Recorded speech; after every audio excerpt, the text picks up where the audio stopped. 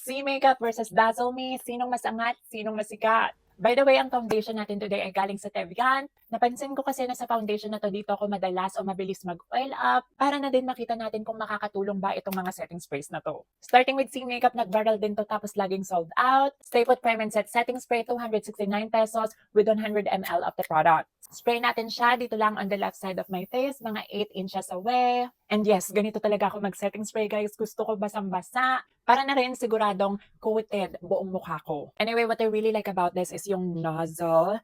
Pinong-pino tapos continuous. Tapos yung scent, very soft, very feminine. Actually, amoy rose water siya. Moving on sa another viral product, ito yung Dazzle Me X Barbie Setting Spray. Ito naman 279 pesos pero mas mura yung sa C Makeup. Kasi once again, ito 100 ml, ito 50 ml lang. Ito sila side by side, mas juice itong sa Barbie. Spraying it on the other side of my face, ganun din mga 8 inches away. Unang kapansin-pansin talaga dito is the scent. Mas matapang siya. Isa pa yung nozzle or spray type nito is medyo aggressive siya sis. Mabilis, may puwersa. Magkaiba din sila ng finish guys with the C Makeup. Hindi siya matte na matte. Meron siyang konting shine na hindi rin naman dewy. Just enough to bring radiance at parang healthy glow sa ating makeup. Pagdating naman sa Dazzle Me, eto matte na matte talaga. Meron akong mga tissue papers here. I'm gonna blot my face just to see kung meron bang magta-transfer so far. And as you can see, walang transfer. Kahit isang tuldok, wala. The time right now is 9:18. Screenshot ko.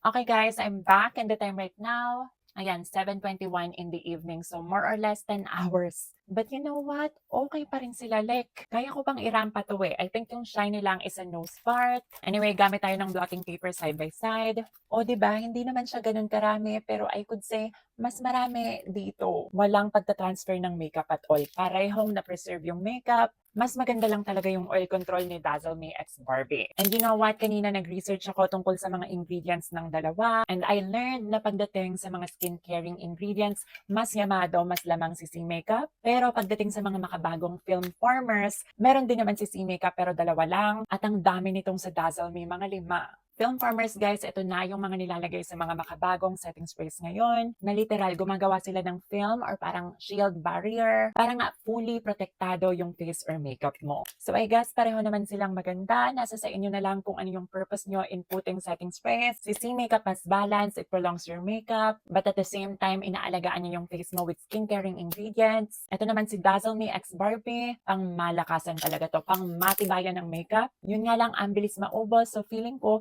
bibili pa ako ng mas marami so I could stock up.